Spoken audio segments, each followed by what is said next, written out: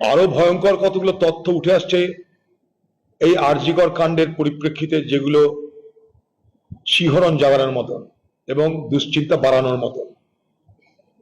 আমরা জানতাম যে স্কুলে কলেজে নানা রকম ভাবে প্রশ্নপত্র ফাঁস হয়, সেখানটায় পরীক্ষা হলে টোকাটুকি হয়, কেউ কিছু বলার থাকে না, সিসিটিভির মুখ ঘুরিয়ে দেওয়া হয় সরকারি দলের নির্দেশে। কিন্তু মেডিকেল কলেজে প্রশ্নপত্র ফাঁস,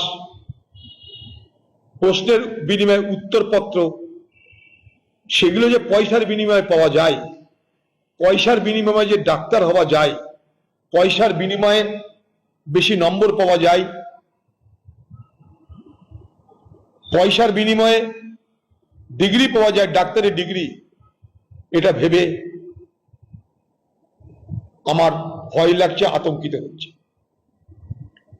কারণ আমাদের সমাজে আমরা যে যেখানে থাকি না কেন, ডাক্তার আমার আপনার জীবনে অপরিহার্য, আজ না হয় কাল। যে ডাক্তারকে আমরা জীবিত ভগবান বলে মনে করি, তার কাছে নিঃশর্তে আমরা তার কথা শুনে ওষুধ সেবন করে আমরা নিজেদেরকে রক্ষা করি।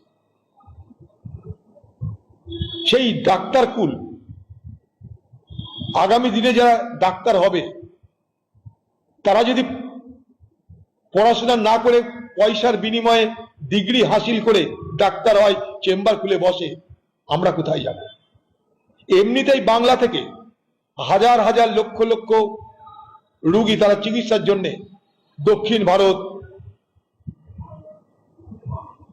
তারা দিল্লি, তারা বোম্বে, পশ্চিম ভারত, উত্তর ভারত, দক্ষিণ ভারতে চলে যাচ্ছে। একটা দুটো নয়, লক্ষ লক্ষ।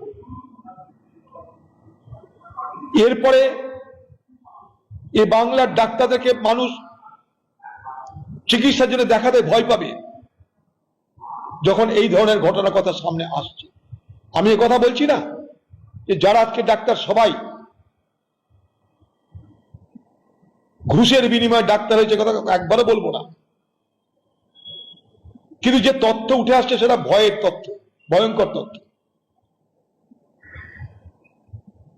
তৃণমূল আমাদের কোন জায়গায় নিয়ে যাচ্ছে? তৃণমূলের সরকার আমাদেরকে কোথায় নিয়ে যাচ্ছে? তৃণমূল সরকার আমাদেরকে গোটা বাংলাকে নরকের দিকে ঠেলে দিচ্ছে। হ্যাঁ, তৃণমূল সরকার সারা বাংলাকে নরকের দিকে ঠেলে দিচ্ছে। আমরা কোথায় যাব? যেখানে আমাদের যারা রক্ষাকারী পুলিশ, তারা রক্ষা করবে না। আমাদের যারা জীবন দেয় আমাদেরকে ডাক্তার, তারা শিক্ষিত হবে না আগামী দিনে। কোথায় যাব আমরা? এ প্রশ্ন আজ বাংলার প্রত্যেকটা মানুষকে ভাবতে হবে, বুঝতে হবে। ঘুষের বিনিময়ে সব হয় এই বাংলায়, টাকার বিনিময়ে সব হয় এই বাংলায়।